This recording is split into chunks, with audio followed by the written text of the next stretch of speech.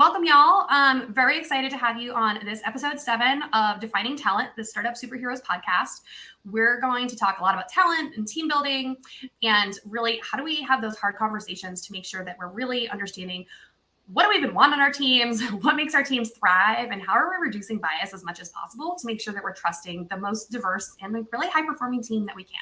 So today, we're in for a treat. I'm joined here by Desiree, the leader and founder of Aginci. Desiree, I'm so stoked to have you on the show today.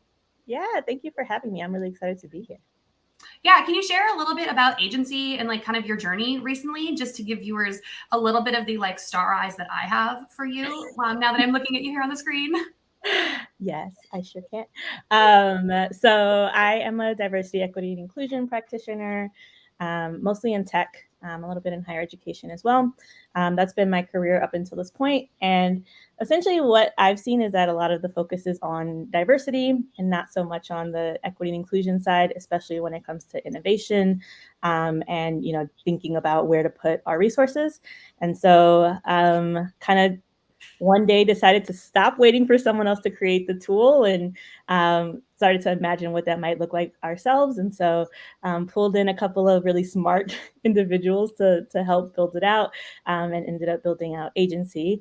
And so essentially what Aginci does is it kind of disperses financial and decision-making power to individual employees so that they can really contribute to deciding what the company culture looks like, as well as what they need to thrive within that culture as well. Love that. Yeah, so much of building healthy communities is identifying what we need ourselves, making sure we can get those needs met, and then being able to advocate for that for others. So I love that this is a space that you're addressing. And, I spend so much time in the team building talent space, and there's a lot. We had Toby, the founder of Chezi, on in the ERG space recently, and he mentioned he started as a recruiting platform and realized there's so much money and really clarity around allocation to recruiting, but not beyond that, right? Retention, inclusion kind of is a little bit more nebulous and often is not as close to the money directly because it's harder to track. So that's where he's also, as a founder, really innovating and spending his time. So I love knowing that there's more folks kind of thinking about that innovation. And then Desiree, to kind of like center us and focus us on this conversation, I'm curious, like, when did you start thinking specifically about talent and team building as part of your career? So I would say when I made the switch from higher education to tech, it really was that kind of talent lens that I was thinking about, right? So in higher education, I was kind of sending my students off, right? I was really thinking about, retention, about getting them to graduation, about, kind of getting them ready to go out into the world. And so like sending them off and then being like, oh, now what happened to them, right? And some of them would reach back out and say, hey, I got this job, like, I'm not really sure what to do or like how to act or how to show up in these spaces. And so that's when I decided to kind of make that transition into tech and kind of be on the receiving end.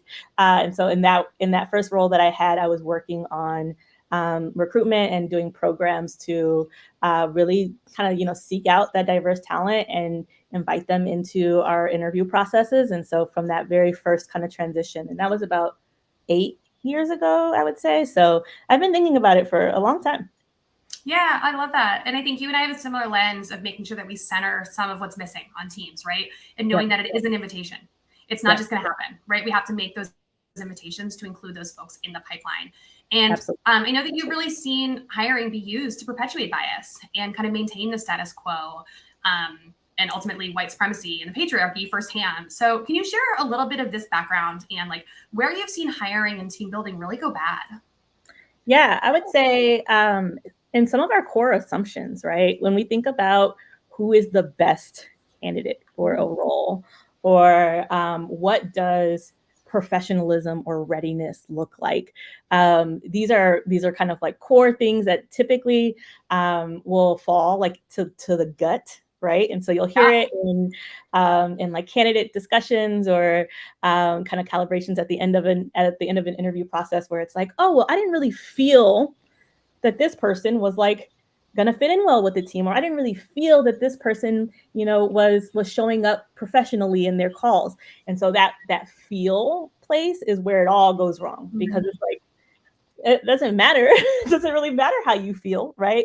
That feeling is completely based in your bias, your lived experience, the lens through which you view the world, and not that other person's ability to do the job or to contribute to your team, and to your work and to your products and your company culture. So absolutely, that those kind of like those soft feelings of how much you like the person or think you'll get along with them, that's where it always kind of goes south, and they're hard to measure and hard to standardize, but really important to do your best to do that, to calibrate those and standardize that measurement.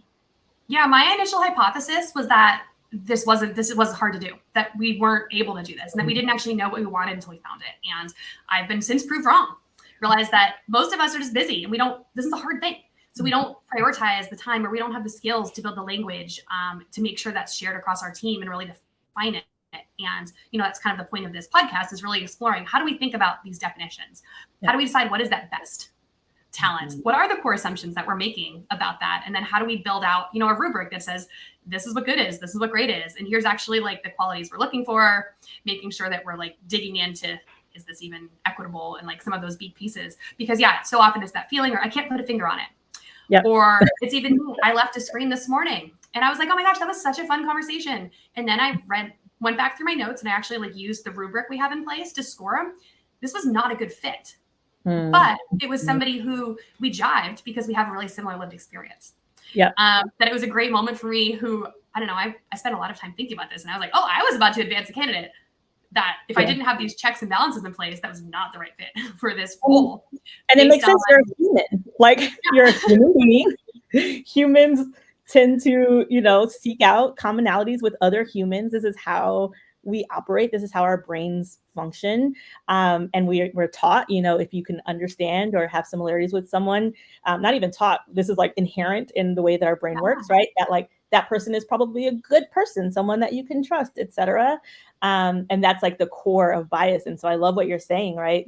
Checking that rubric, doing the kind of follow-up process, even though it took a little bit longer for you, to then kind of do that checks and balance and say, oh, wait, like, I really like that person. This doesn't change that fact. I can still like them. I'm sure they're fantastic at something, but it's not quite the right fit for this role, and this, this team or this organization. Yeah, totally. And I think I noticed that building diverse pipelines and inviting folks into the conversation, to me, is the easier place, because you can find like a team or a diversity sourcer or someone, an agency like mine, that, we're focused on that.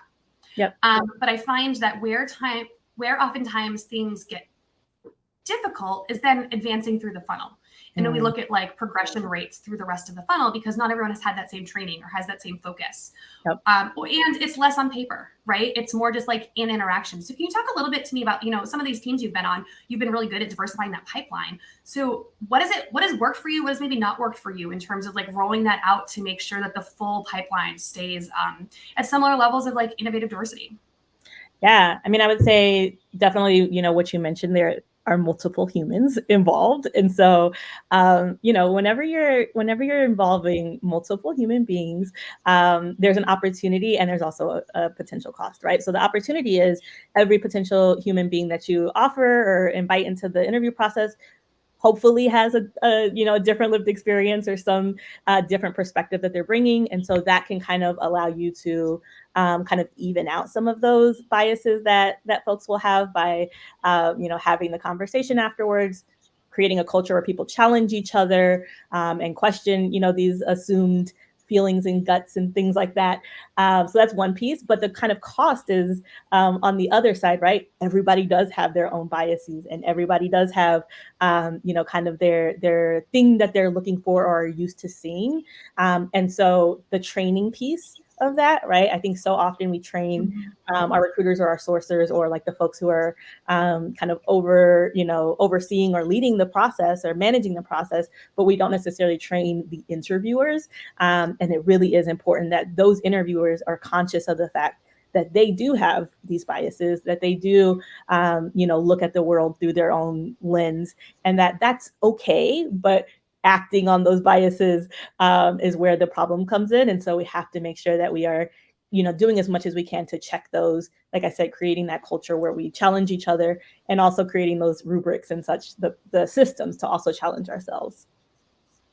Yeah, I listened to a really great podcast yesterday from NVC, so Nonviolent Communication, with applying this lens to anti-racism work. And one of the core things they talked about was self-compassion, that so many of us feel like we're all going to make mistakes, so we don't do this work.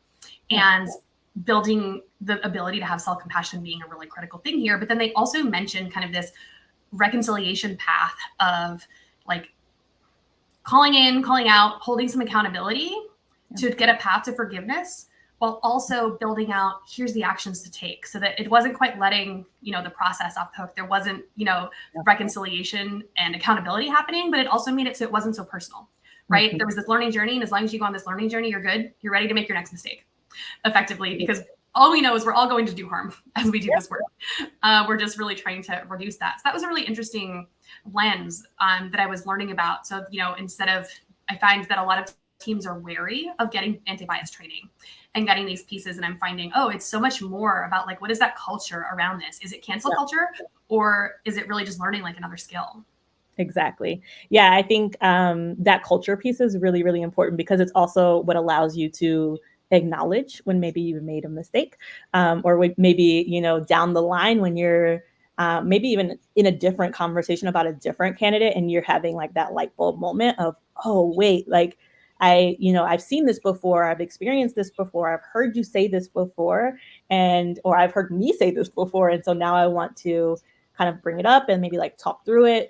That ability to speak out before you're certain, or to speak out before you feel 100% comfortable or healed from, whatever kind of experience you're having, is what's going to make the difference going forward, right? Because if we wait until we all have it perfect and we're all there, well, I don't think any of us will ever make it. Right. I'm not there yet. I'm not, like, I still make mistakes, right? I still have biases in my brain, and I always will. So it's just about getting closer to that point. And really creating that trusting environment where it's like, let's talk about this so that we don't make the mistake again, or let's talk about this so that we aren't recreating the systems that we're trying to work against in this process. Yeah, and then for those listening, Desiree was making this motion kind of like towards her chest. You could tell she was referencing like in your feels, right? And I'm kind of looking to draw this connection. You mentioned that so much of this bias comes from us being in our feels. I feel this. These are these core assumptions that I feel in my body. And then, but we also have that moment of, this doesn't feel right. And I'm just linked, right? So it's like, we don't want to dismiss either of those things. But instead, like, I find curiosity is a core value of so many of the teams that I work with. And I think there's such an opportunity in learning, right? To tie that curiosity, to raise your hand when you realize a better process could be done on the engineering workflow. Well, that could be the same curiosity that comes in here. And I think it's so helpful to provide questions, or even just templates of, I'm curious about that. Can you explain more? Or just like equipping our team with language. I'm finding language could be so valuable. But again, anchoring it to the company. This isn't like something we do because we're great humans. This is something we do because this is built into the company ethos. I find is so much a better way to just make it sticky and not have it just be, that one employee who cares about equity, having to hold that burden. But instead, this is what we were all hired to do, is be curious. So I think it's a great opportunity to tie that in. Yeah. And I think, so I'm not a neuroscientist, but there's kind of, the part of your brain that reacts immediately and kind of processes information really quickly. That's where the bias tends to filter the information before it gets to the logical part. And then there's also like that. So there's that filtering process. And so slowing that down, right? And saying like, wait a minute, let me like unfilter and then refilter a little bit more consciously and thoughtfully about what I'm digesting, what I'm taking in. And then there's also this like fight or flight reaction, right? And so when you feel like you are at any kind of risk, and that can definitely happen when you're thinking about confronting a coworker or confronting someone else in your organization about something that they've said, or something that you've heard, or something that you're experiencing, that like you want it to come from a place of curiosity, but it might come from a place of like, I'm like, my fight or flight is activated. I'm feeling like scared. I don't want to confront, knowing that is happening too for you, and being able to take a beat, take a pause, take a deep breath, maybe ask for a break to go get some water, whatever that looks like, so that you can kind of self-regulate and then, hop back in and be really intentional with that kind of logical part of your brain, and leaning into who you want to be as, a leader, how you want to show up, as opposed to where your body's trying to take you in that moment. And then something I learned at one point from Catherine Castro, a mutual friend of ours, she really helped me understand in our business that like tension is great. Tension drives innovation. That tension doesn't have to be bad, right? And that we so often shy away from that. And I find the most innovative companies are the ones that foster healthy tension constantly. There's always dissent, right? I was reading in Radical Candor, Kim Scott, she would assign somebody the dissenter point of view, saying like, we always need one of these in the room. Today it's you. That way it didn't feel like one person was always kind of playing that like devil's advocate role or whatever you want to call that. I just thought that was really interesting. And then when I think about, we have that in our businesses, and so often we leave that out when it comes to fostering inclusion, because we think unfortunately, we've tied this up with politics. And I think so many of us were bred to like avoid those conflict-heavy conversations. And I'm finding that one of the best ways to get beyond this is by tying it to business goals, right? You're not doing your job well if you're not curious about our processes. You're not doing your job well if you're not curious enough about our customers. You're not doing your job well if you're not curious about the culture of inclusion that we're fostering. So like on my team gets paid more if we have a really diverse pipeline. Like we've set metrics on what these different things look like and tied it into our like one of our core 4 business KPIs has to do with historically excluded candidate groups that we're showing up for and kind of placing with clients. So I'm that brings me back to like what you're doing at Aginci a little bit, right? And like, how are you kind of changing this game in bringing inclusion into like a dollar bottom line? And what are the types of things that you're finding that employees are actually spending their money on? Yeah, so it's funny you asked that, because I was actually just talking to my co-founder about like gamifying and rewarding inclusive behaviors. So that's not something that we do yet, but it might be coming down the pipeline. But the way that we are doing it right now is we're saying there's no one size fits all, right? And so if you've chosen a single app or a single service for all of your employees, you're almost certainly leaving someone out of that process. And the reason why is because we have different experiences, we have different needs. And so with Aginci, the way that we are solutioning that is saying, no, everybody has different needs. It can be really difficult to meet each one of those needs separately. And so use the platform to kind of decentralize and then re-centralize, so that it's all in one place for the decision maker or for the kind of HR point of contact. But each person then gets to choose what they need themselves. And so we're still kind of getting really clear on how we can help employees discover what's possible for themselves, because I think we have like these very linear thoughts of what well-being looks like, therapy, or a therapy app or things like that, yoga, and it's like, no, it's just candles, right? It's just candles. Yeah, it could be just it could be trap yoga, right? Or it could be a dance class that is speaking more to your cultural heritage. Like those are things that that historically have been kind of left out. And so we're trying to pull them back in and, really welcome employees to take advantage of those as well. I love that. Yeah, because I think you're realizing, so many of us don't know if we're tasked. We don't have task order because we don't know what's possible, because we've always thought of work, this is going to stick with me for a while. I love this. Well, y'all are getting one action item out of this podcast today. You should be following Desiree on LinkedIn. Her LinkedIn will be in the show notes. She has this superpower of getting to the bottom lining of learnings, right? That's something I just found you're really good at doing. And like your hot takes are like one sentence long, but they cut deep and are things that I'm consistently finding myself inspired to be thinking about for days later. So, do you have any hot takes for us today, like about the team building space, like DEI, just what's on your mind? Yeah, I mean, I would say when you're thinking about any good team, it isn't made up of, this is when I try and cross into a sports metaphor, but I'm not a sports person. Oh my gosh, we're always here for sports metaphors on this show. But like, I'm gonna do my best, right? No team is made up of everybody playing the same position. And so the reason why I say that is because diversity is what makes any team work well. We all have to have a different skill set. We have to have different strengths in different parts of our, capacities. We have to be coming from different places. And the way that you really excel as a team is bringing all of those together and running in the same direction. But it doesn't have to be that we're all running the same speed or that we're all, doing the exact same thing to get to the finish line or the goal line or whatever, because we all have a different part to play on a team. So I would say at the bottom line is like, that looks different in a lot of different ways. We train differently. We, are doing different things to get ready for the game. But at the end of the day, knowing that we're all running in the same direction, having that really clear vision and goal for your team is important. And let people play their roles and get the best person for that role, even if they don't look like you or think like you. Love that. I'm a huge fan of this. Both I'm an athlete and love sports, but also I firmly believe that like the team metaphor, there's no family at work, right? Yeah. As my daughter's been asking me lately, can you fire family? And I'm like, whoa, that's a heavy loaded question. We've dug into it multiple times and she keeps coming back. So apparently we are insufficient in our answers. But I see where you get it. Because right, we talk about like our work family. Well, it's a team, right? We make trades. We change our goals.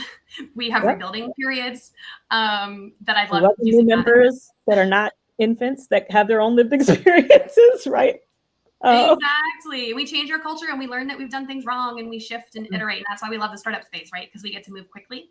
Absolutely. And I'm curious, speaking of teams, Desiree, kind of my last question for you is, what makes you a great teammate? We ask this to everyone. I'm always curious to hear. What makes me a great teammate? I am very curious. So, having gone through coach training myself, and, being a trained coach, like I really do want to understand what drives people.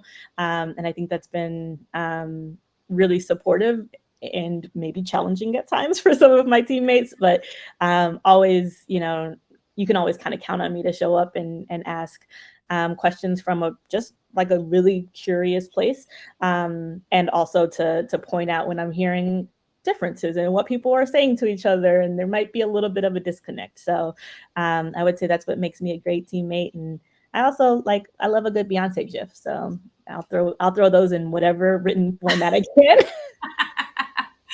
Beautiful. I will say you're not the first guest on our podcast to cite amazing gift sharing ability as a core skill set. So, it is about bringing fun. Throw it on the resume. That we have. I love it. Well, thanks so much for digging into those core assumptions that we need to challenge, how you've seen things go wrong, solutions for kind of making them right. And then this not one size fits all approach. And actually the exact opposite of it is that if you want to bring a diverse team that's actually going to get you across that finish line, you actually need to be supporting them differently. The only thing we know is that at this point. So you're doing that with Aginci. How can folks get curious about Aginci and potentially learn more about bringing that solution into their own teams? Sure. Would love that. Love to chat with anyone who's curious and thinking about it. Our spelling is AGINCI, so you can find us there, aginci.com. We got the domain, the golden domain. That's the kind of the best way. You can, if you click through, you can schedule time with me directly, or hit me up on LinkedIn. I'm on LinkedIn way too much. So always always welcome messages there. I think I respond more quickly to LinkedIn messages than I do to my own mom. So there's that. There's that. So mom, if you're listening, get yourself on LinkedIn. We're going to be right in that zone. Awesome. Well, Desiree, you're phenomenal. Thank you for sharing all of your vulnerable insights here. And can't wait to continue watching what both you build and how Aginci continues to grow. So thanks everyone for tuning in. We'll see you on episode 8 next time, and hope everyone has a great day. Bye, everyone. All right. And recording. Yes, I do want to end the recording.